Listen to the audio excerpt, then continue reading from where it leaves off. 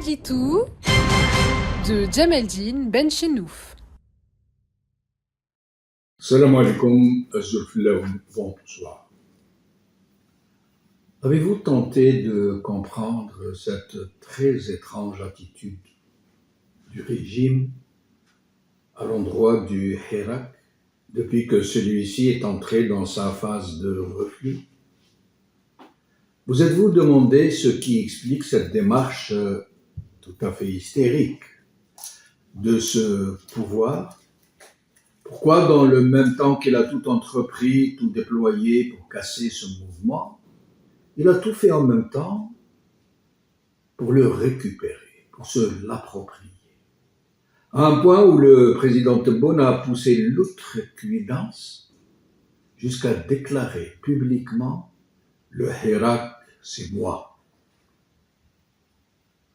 La question est réellement d'une très grande importance pour qui veut comprendre et expliquer aussi comment fonctionne ce système, ce que sont ses méthodes et jusqu'où il peut aller, combien il ne recule devant rien, devant aucune extravagance pour garder le pouvoir.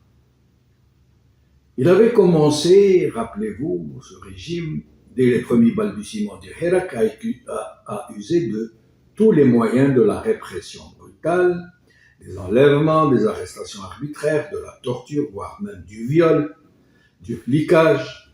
Il a usé de tous les moyens de la subversion pour diviser les populations. Il a tenté d'infester les manifestations par des agents provocateurs pour faire croire que c'était là un mouvement télécommandé par des islamistes fanatiques dans le seul but d'instaurer la charia. En somme, il a tout fait et n'importe quoi pour casser ce mouvement né des profondeurs du peuple, dans toutes ses sensibilités politiques, pour se libérer d'une étreinte mortelle. Aujourd'hui, même s'il nous en coûte de le constater, de le reconnaître, il n'y a pas de honte à dire qu'il y a relativement réussi, puisqu'il a pu inséminer le poison du doute dans la conscience de millions de nos compatriotes. Il y a relativement réussi, puisque cela a été l'occasion pour lui d'étoffer ces réseaux de la subversion, de la propagande, de renouveler ces légions de Baltagia qui s'étaient débandées pendant le Hirak avec la chute des Bouteflika. Mais le comble de sa démarche a été dans la même mise sur le Hirak, qu'il avait pourtant combattu de toutes ses forces mauvaises. Le nouvel aréopage de la décision politique, les Tebboune, Chengreha et compagnie, issus pourtant de la même mafiocratie qui tient le pays, a considéré très cyniquement, mais non sans une certaine logique, une logique à rebours néanmoins, que c'est grâce au Hirak qu'ils ont été portés à la tête du système par un extraordinaire concours de circonstances.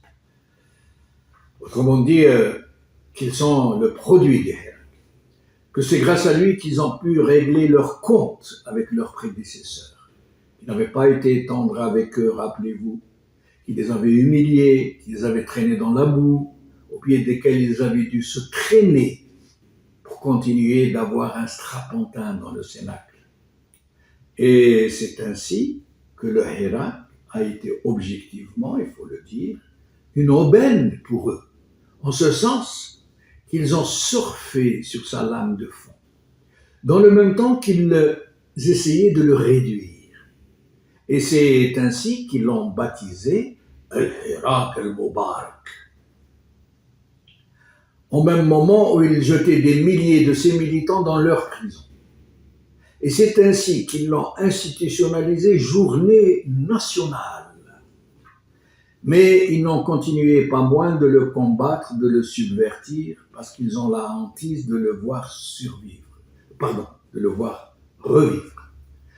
Parce qu'ils savent que s'il repart, le Hirak, dans ce qui est devenu une atmosphère sociale particulièrement toxique, il serait d'autant plus fort et d'autant plus fatal pour eux, parce qu'il les balayerait, parce qu'il entrerait dans un esprit de lutte finale. Mais il est très utile pour une meilleure compréhension de ce curieux phénomène, de ce système qui a capté le Hirak dans le même temps qu'il avait tout fait pour le combattre, avec la dernière énergie, et qu'il continue de le combattre avec tous ces moyens de la subversion et de la propagande. Il est très utile, disais-je, de tenter de comprendre les raisons profondes de ce qui peut sembler une attitude schizophrénique.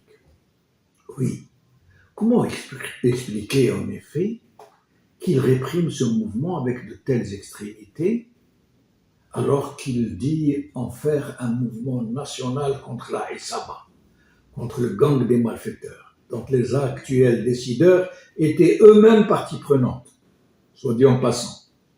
La question mérite d'être posée, même si l'explication en semble évidente de mon point de vue. Parce qu'une telle posture a un passé, qu'elle procède d'un mode d'emploi et qu'elle découle d'une logique qui a payé, qui s'est révélée d'une redoutable efficacité. Ce même système n'a-t-il pas, en effet, procédé de la même méthode pour usurper la révolution algérienne, les aspirations du peuple algérien et la promesse de novembre pour remplacer le despote colonial au nom du Chouhada, au nom du socialisme, au nom du serment de novembre?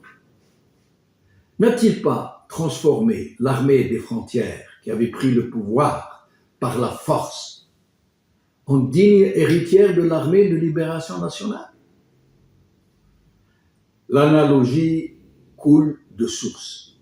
En 1962 et jusqu'à aujourd'hui, ce régime s'est toujours servi de la légitimité historique du peuple algérien, de ses martyrs, pour capter le pouvoir et surtout le garder. Aujourd'hui, il a compris qu'il faut renouveler le juteux fonds de commerce et faire main basse sur ce qui a porté le Hirak, l'espoir. L'espoir d'une vie meilleure, d'une vie plus digne, d'une démocratie digne de ce nom et digne des sacrifices des libérateurs, d'une Algérie nouvelle.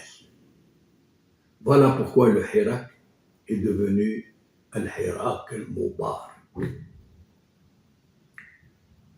قال خير.